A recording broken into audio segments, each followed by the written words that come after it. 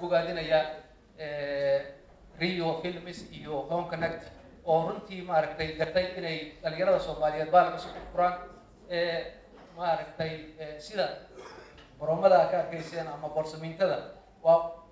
wuxuu la mid yahay filmadii caalamiga ah aan fiirsan jirnay marka waxa u baahan doon mar dambe inaan film kullu minno ama filmaantii Talyaaniga ahayd kii Hindiga ahaa kii Soomaaliga aan ka doorbidno hadii jeer filmaanta dadka Soomaaliga ay sameeyeen aan qaadano lagu ilaaliyo qiyamka iyo wanaaga dad fara badan oo xajira maaragtay qoyahana oo halkan jooga Soomaaliga